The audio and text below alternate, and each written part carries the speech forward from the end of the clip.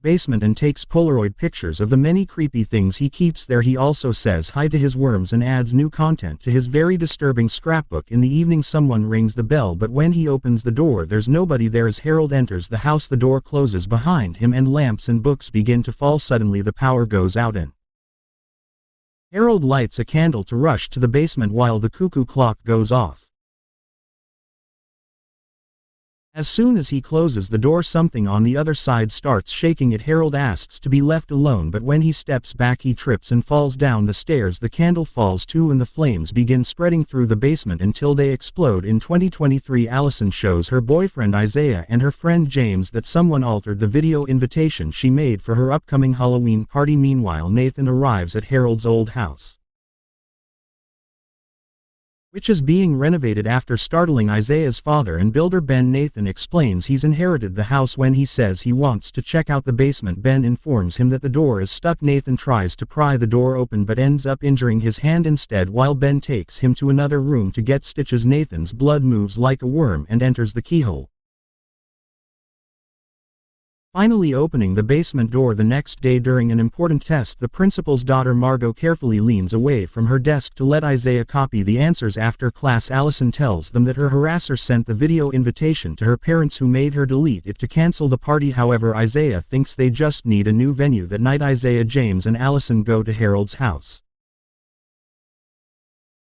Since Ben always uses the same code at work, Isaiah can open the lock and they easily get inside. The friends try on their costumes and some lights only for the power to go out. At that moment the basement door opens and the group is startled by a voice, but it's only Margot at the front door. After explaining he invited her, Isaiah goes to the basement to look for the fuse box. As he looks around he's startled by a face, but it turns out to be just a mask. When Isaiah picks up Harold's camera the basement door slams closed. The other teens panic but can't open it. Suddenly the door opens again and pushes James, causing him to hit his head against the cuckoo clock. The door closes again and the trio worries about the weird noises, gasping when something comes out. It's just Isaiah who takes a picture with the old camera. At that moment the power comes back. However, Isaiah admits he never found the fuse box. Moments later the party is in full swing. Lucas shows Margot some strange worms he found around and eats one. Allison is angry that Isaiah invited Margot and storms off. At that moment Nathan finally shows up and kicks them all out, threatening to call the cops if they don't leave. All the teens run away and some of them take a shortcut through the forest. Isaiah can't find Allison and tries calling her, but he's sent to voicemail. In the woods Allison is lost and asks a stranger in the shadows for directions, but there's no answer. Allison walks in the opposite direction only to find the stranger again, who starts chasing her near the house. Isaiah hears Allison scream and goes looking for her. In the forest Allison bumps against the figure who turns out to be Harold. His body suddenly starts burning down and Allison steps back only to trip and roll down the hill. At that moment Isaiah finds her and helps her go home, but he doesn't see Harold. The next day at school Nathan enters the cafeteria to return Isaiah's bag and announces he's the new English teacher.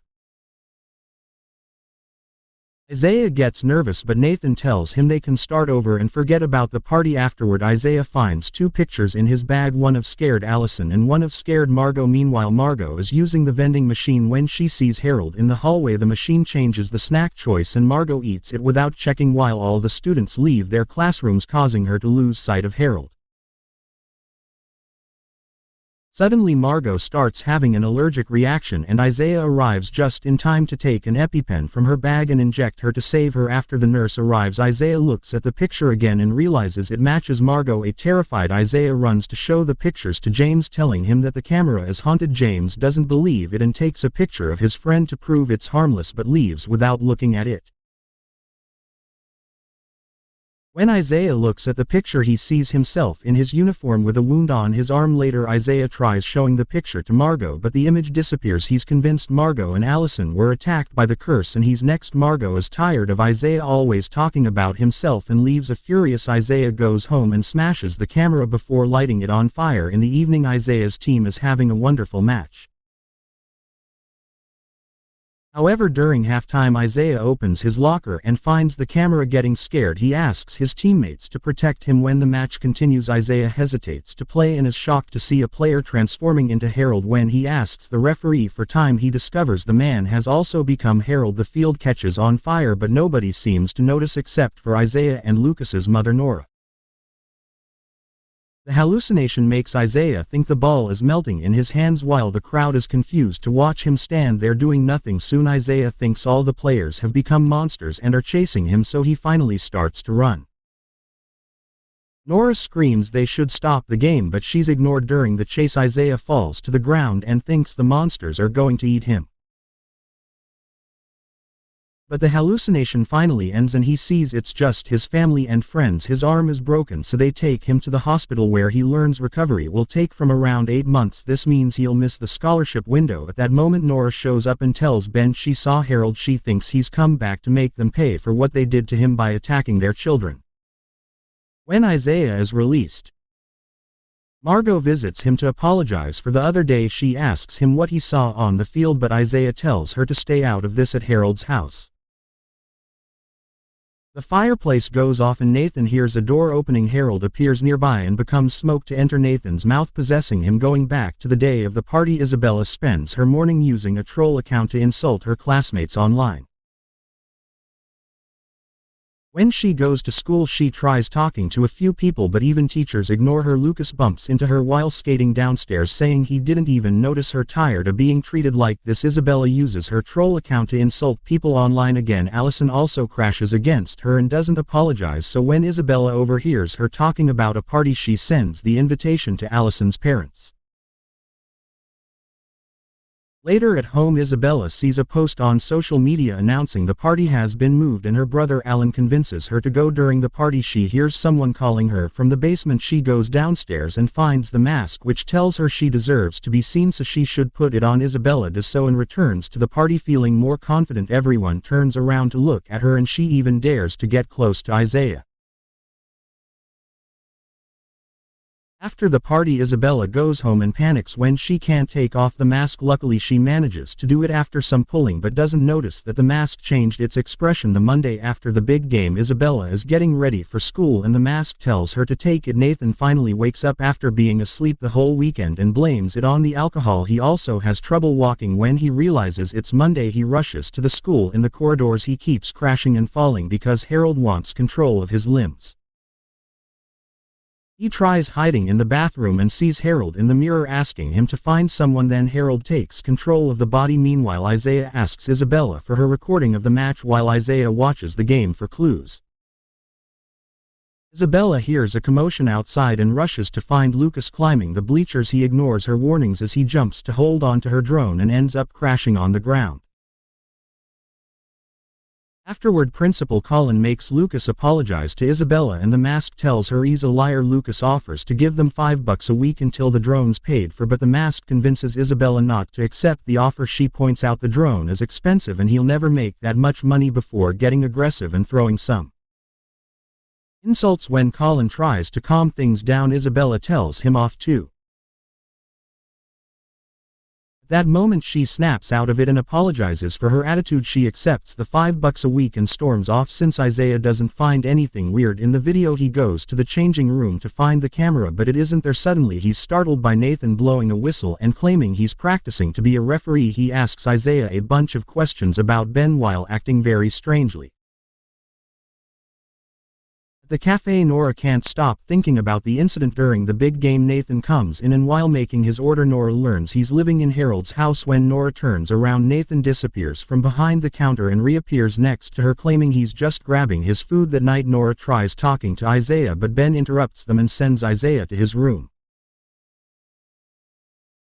Nora tells Ben that Harold's ghost broke Isaiah's arm, but Ben doesn't believe her and sends her away. At that moment, Margot walks by, so Nora gives her a picture of Harold and asks her to check if Isaiah recognizes him. Minutes later, Margot shows the photo to Isaiah, who recognizes the boy from the field and finally tells his friend what he saw. Margot explains she did some research and confirms that's Harold, the boy that died in the house fire.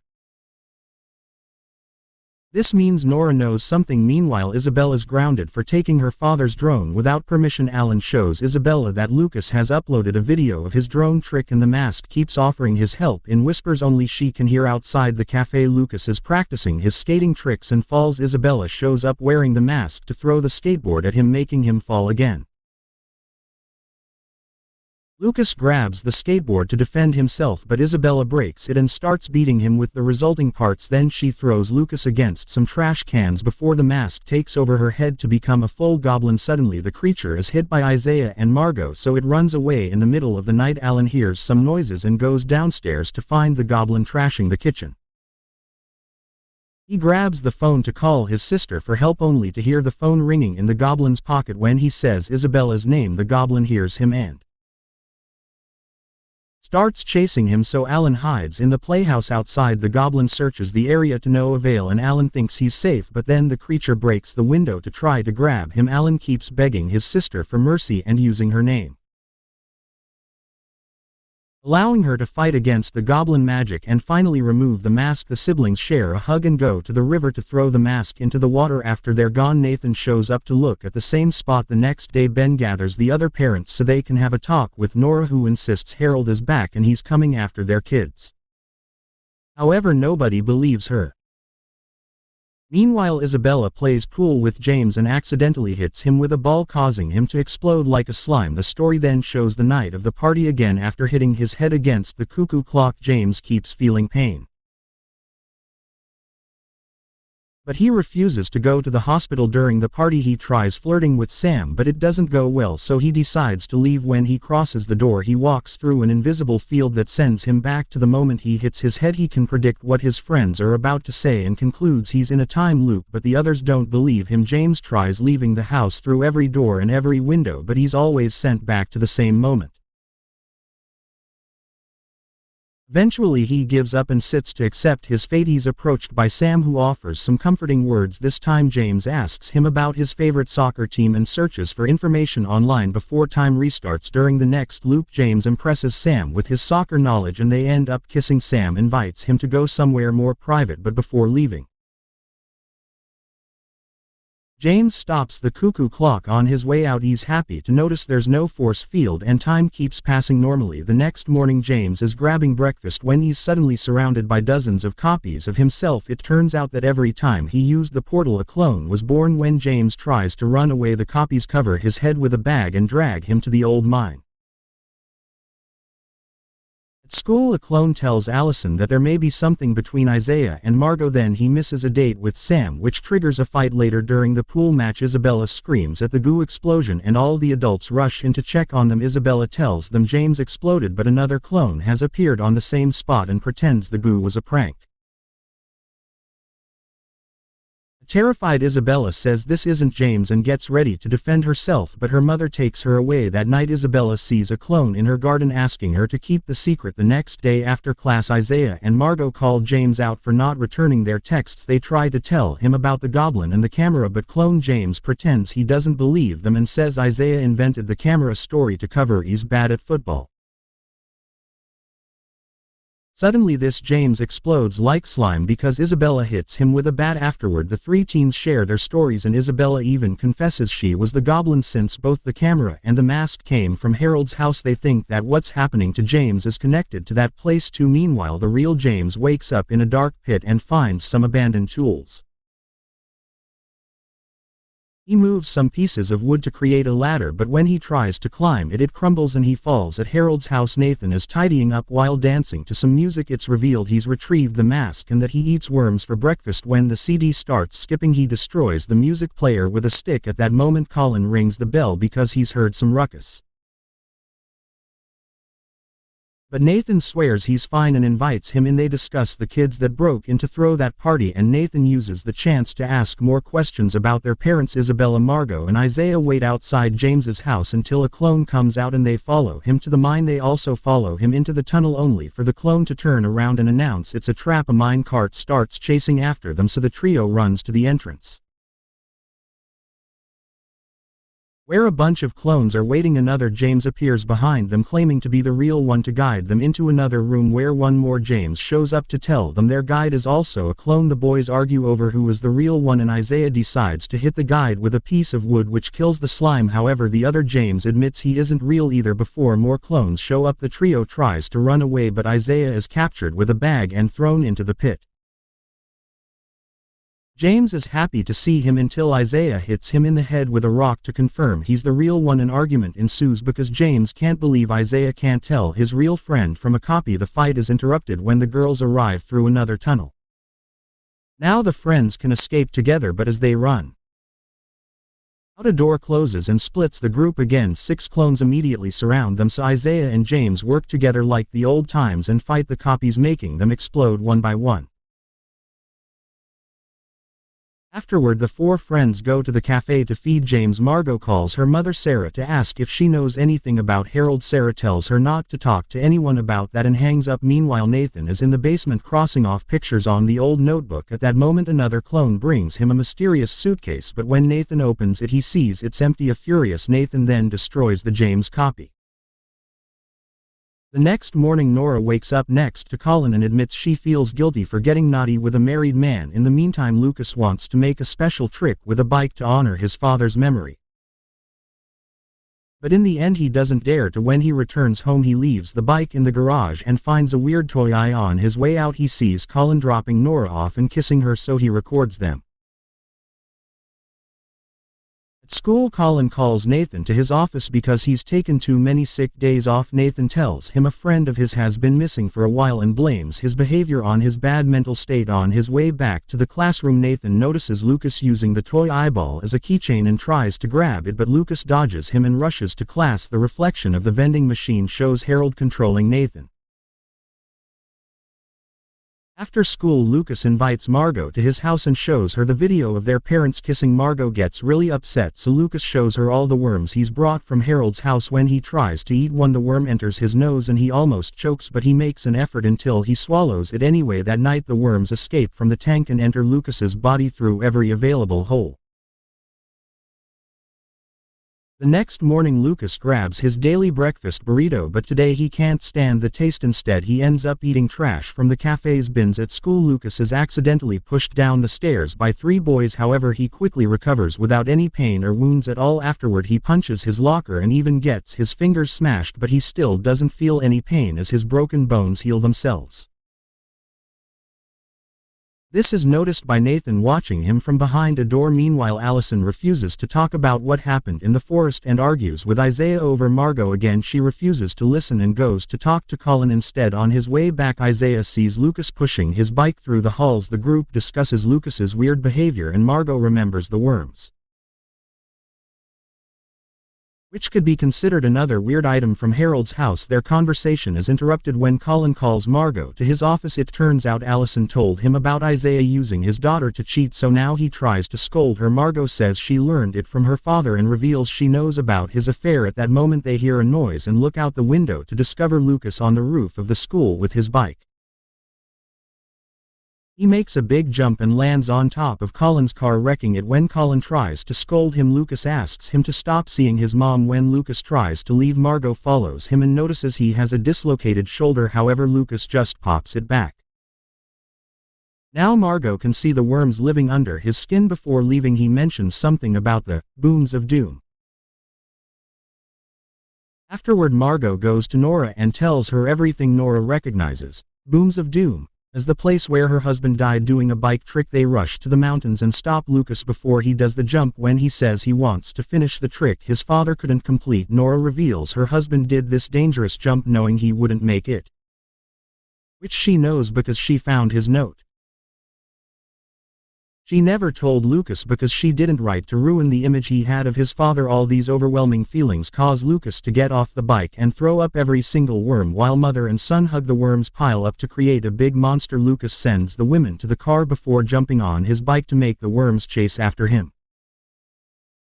He rides through the forest and soon reaches the road where the women are speeding up in the car to dodge an attack as the worms jump out of the water. Eventually the group reaches the sawmill and locks the door, but the worms are sneaking in through the cracks. Lucas tells Margot and Nora to start the chipper while he gets on the bike again to buy time as the worms chase after Lucas. The women turn on the chipper, but it stops working after a machinery piece fails. Nora runs downstairs to fix it only to be knocked down by the monster. Margot runs to reach the chipper and turns it on just in time. The monster hits Lucas, who jumps off his bike before it lands into the chipper. The worms are caught by the blades too and they try to bring Lucas down with them, but they aren't strong enough and the machine kills them. Afterward the teens run away before the police arrive. Nora is tired of lying and tells them what truly happened.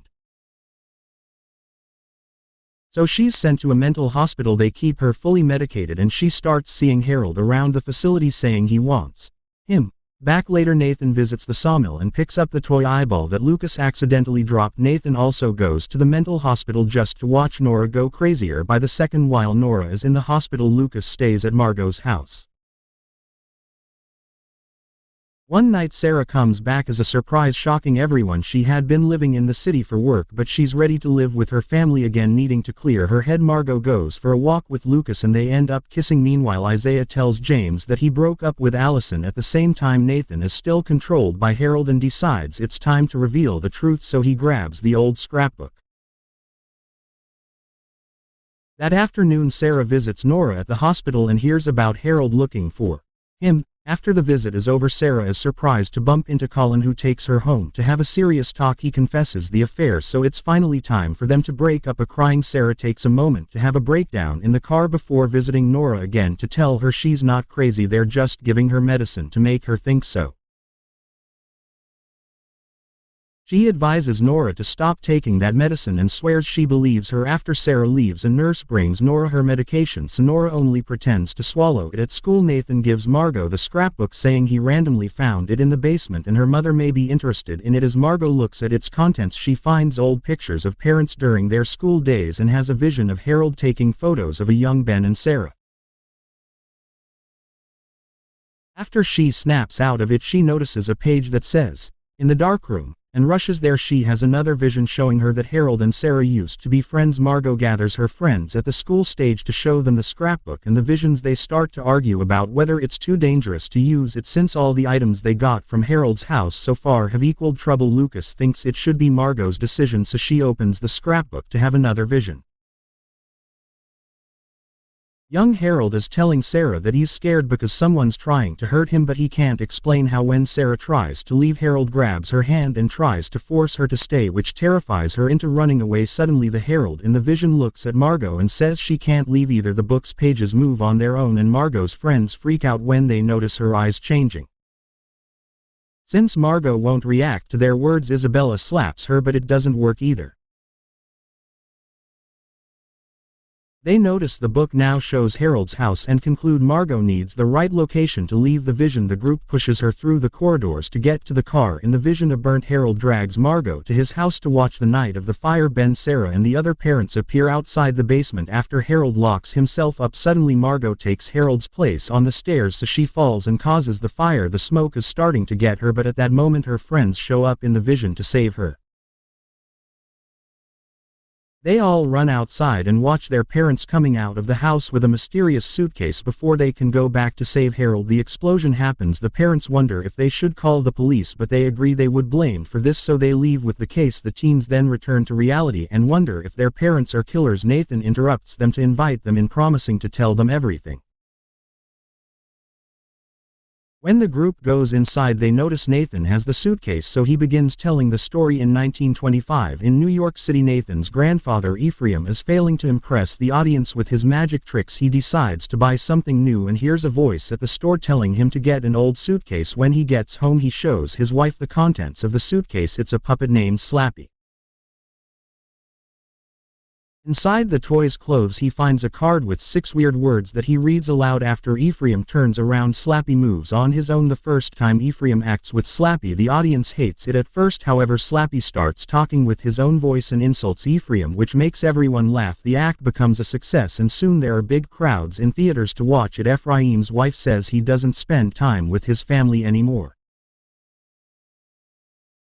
But Ephraim says he chooses Slappy. 35 years later their shows aren't successful anymore. The theater owner recommends booking a clown as an opening act, but Ephraim refuses. After the man leaves, Slappy orders Ephraim to deal with him. When the owner comes back, Slappy tells Ephraim to use the spell. Ephraim repeats the words from the card and kills the man by transforming him into a puppet. Sometime later, Ephraim pays 2 men to steal a coffin that says, "Can do." From a mausoleum he finds a card inside and reads it, which shows him a vision of a building burning down. Ephraim realizes Slappy has been using him to commit crimes, so he locks him up inside the case. 2 weeks later Ephraim moves to the house and hides the suitcase in a hole in a wall. In 1993 Ephraim dies, so his granddaughter moves in with her husband and her son Harold, who can hear a voice through the basement wall. On Harold's first day of school, his dad gifts him a camera. At school he joins the photography club and meets members Nora and Sarah. Every day he works with them. His crush on Sarah works. One day Harold is invited to a party by Sarah at Ben's place. Harold is excited about it, but in the end he is too shy to go. Frustrated, Harold throws an object at the wall and accidentally breaks an old brick, allowing him to find the suitcase. He also finds the card in the puppet's clothes and reads them before leaving, unaware of the puppet's eyes moving. At school Harold tries to join the drama club with his Slappy act. It doesn't go well at first, but when Slappy starts talking and insulting, everyone loves it. One afternoon Nora finds Slappy telling Harold that he can't trust Sarah. She storms out to find Sarah and tell her what she saw. The next morning Harold's parents say they heard him talking to his doll all night and want him to leave it at home. Harold snaps and yells at them, so his father takes the suitcase from him before sending him to school. Then the couple throws Slappy into the fire, but the puppet won't burn. Harold catches them red-handed and freaks out, so they have to hold him down. Slappy tells him to use the spell, thus Harold repeats the mysterious words, transforming his parents into puppets. During the school talent show, Harold and Slappy try their new act. Slappy starts insulting his friends using all their secrets, so the teacher has to get them off the stage. The friends confront him after the show, but Harold just tells them they don't understand the plan that is in motion. After Harold leaves, Nora points out it's the puppet's fault and they agree to steal it. On the night of the fire, the group creates all the distractions that make Harold think something weird is happening. Ben steals Slappy and the puppet insults him as the power goes out.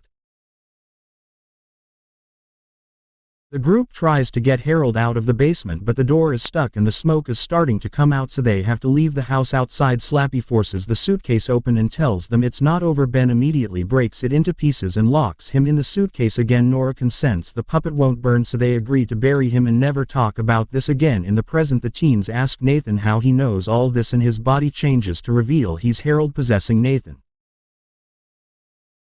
Suddenly he disappears and the group runs to the door, which is locked. Isaiah and Lucas force it open only to find an empty abyss on the other side. It turns out the real teens are sitting on the couch with black eyes because they're trapped in the scrapbook. Nathan is using their phones to text their parents saying they'll spend the night at a friend's house at the mental hospital. Nora goes to see Victoria, who is the boss here and Isabella's mother. Nora reveals she hasn't taken the medicine and her mind is clear now, so they can't keep her locked up any longer without her consent. After Nora leaves, Victoria texts someone to tell them about it. In the elevator, Nora finds Nathan and notices Harold's reflection on the doors. He demands to know where Slappy is, but at that moment the elevator stops on another floor and Nora runs away. Later at home, Nora searches the bag where she keeps Slappy. Colin finds her and wants to hang out, but Nora leaves alone in her car, unaware someone is following her. Feeling confused, Colin goes to ask Ben for relationship advice and mentions the bag with the doll, which shocks Ben and causes him to rush out of the house. At Harold's house, the teens try all the doors and windows to no avail. Suddenly they hear some steps and think it's a monster, so they get ready to defend themselves.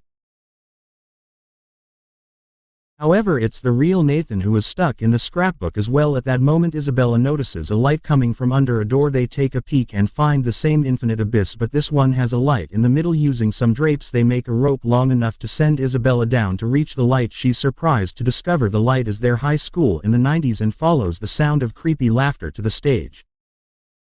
The public is all puppets laughing, so a terrified Isabella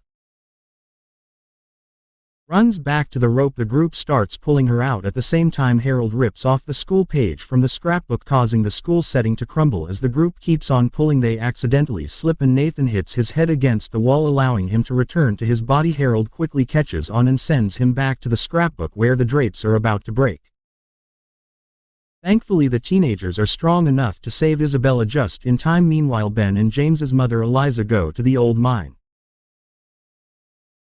Ben descends into the pit and confirms Slappy is gone. At that moment, a James clone appears and drops the rope so Ben can't climb out. Next, the clone goes after Eliza and she notices this isn't her real son. When he tries to attack her, Ben appears behind him to stop him, but the clone is stronger and starts choking him.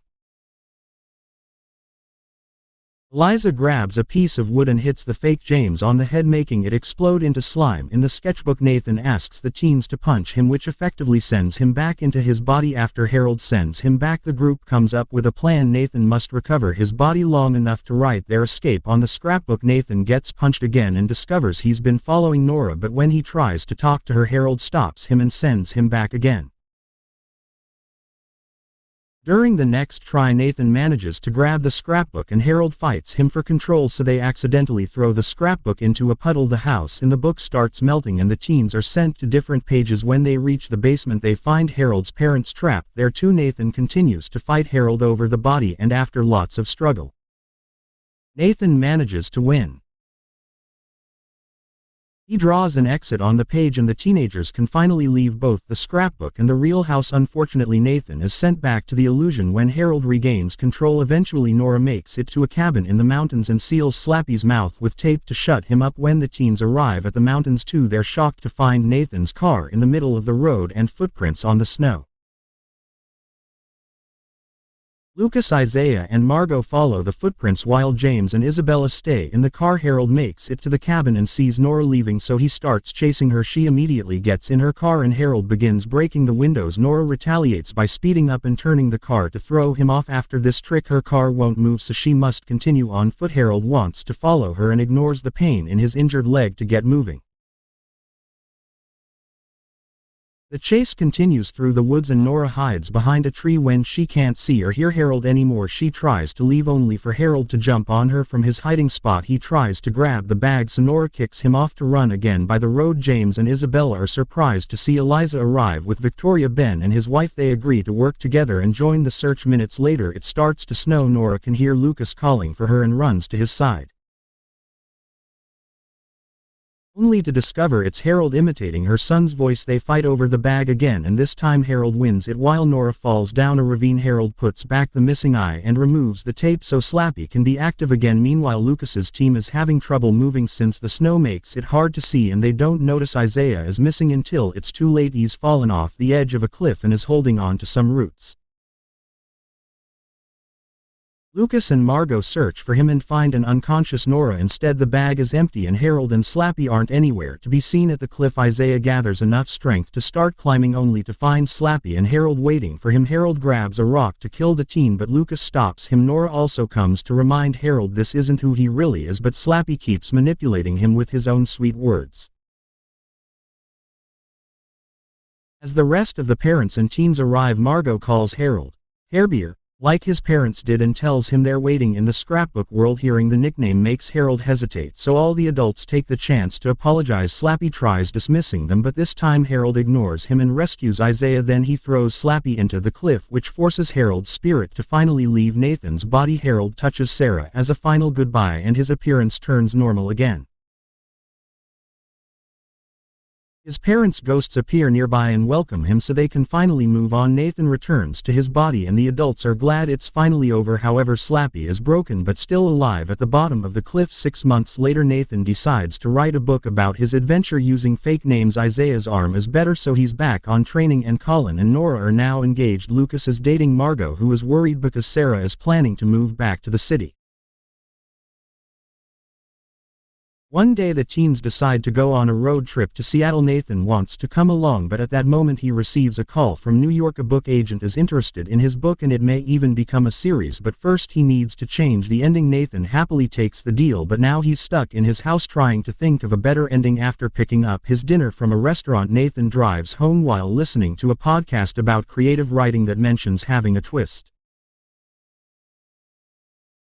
the same time he sees the mountain signs and he remembers all that happened with Slappy, which gives him an idea. Nathan grabs a flashlight and searches the area until he finds the puppet pieces. In the morning Nathan returns home and dumps all the pieces on the floor. He takes the car from Slappy's pocket and reads the strange words, but nothing happens. Nathan's ready to give up when suddenly the pieces start moving to reassemble the puppet.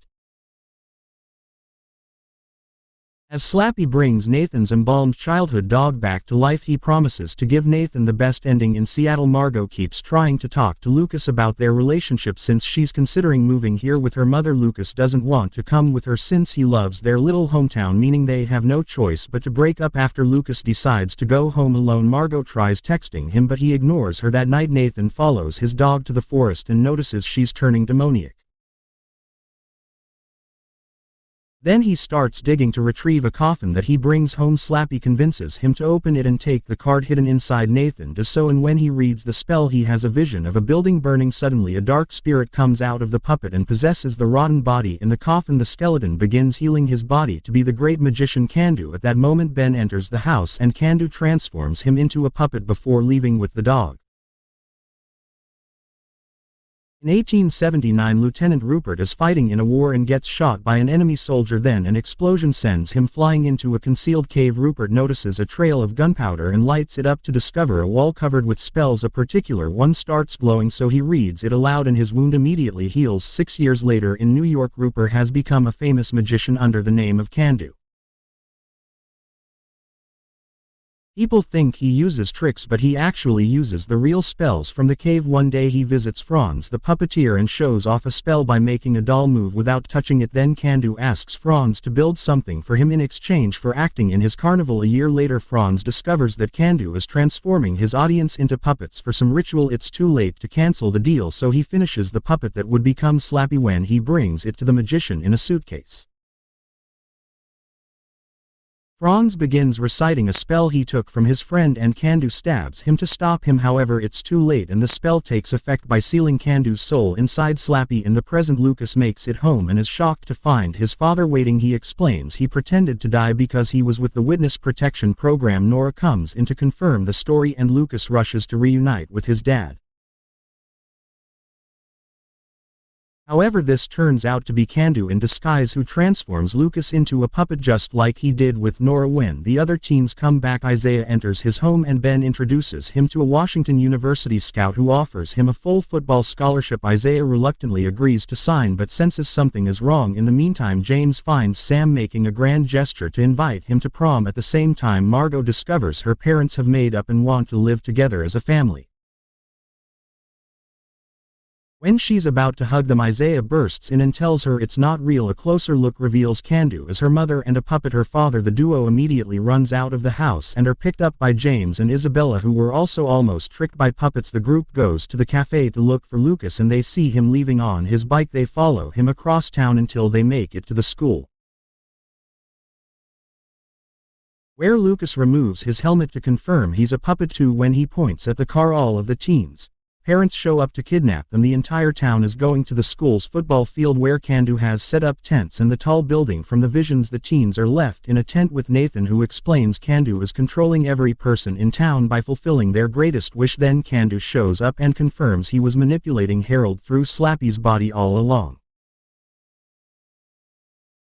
Using his magic, he shows them the flashback of the war in the cave. Through the years he's mastered all the spells on the wall except one, the ritual of the spire. The carving on the wall shows 1,000 humans being burnt to death in exchange for freeing all the horrors of the world, which is Kandu's plan. On his way out, he orders Nathan's dog to kill the teens. Feeling guilty, Nathan grabs a quill and repeatedly stabs the dog to kill her.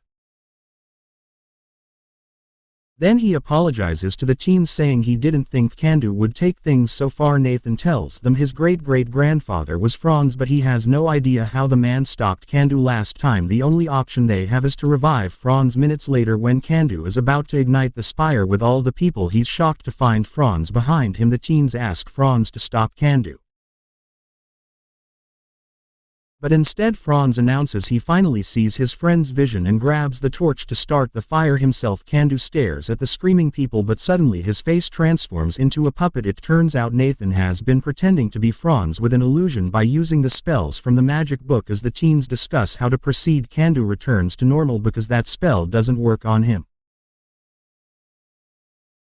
Isaiah threatens to burn the spell book, however Candu has already memorized them all. He simply takes the torch from Isaiah's hand and begins reciting a spell that summons an earthquake. Dark energy comes out of the ground to capture them, but when Isaiah hits it with the spellbook he makes it back off. He then frees Margot and gives her the book so she can free the others while he runs to stop Candu. While Candu and Isaiah fight on the ground, Margot checks the magic list and finds a reversal spell. She recites it and Candu begins transforming back into Rupert, including the bullet wound. The spirits of soldiers come out of the ground to drag him down, and a furious Rupert opens fire intending to kill Margot. Isaiah jumps in the middle and gets shot. Instead, the spirits throw Rupert into hell and absorb all the magic from the puppets on the spire, who are now going back to normal. Everyone rushes to Isaiah's side, desperate to help. Sometime later at the hospital, the doctor informs the group that Isaiah won't make it, so they have a few moments to say goodbye. Margot goes in first and cries as she shares a few words of affection. When the monitors start to flatline, she pulls out the spellbook and says a few words that bring Isaiah back to life. Meanwhile, Nathan goes to the bathroom and is shocked to see Candu in the mirror.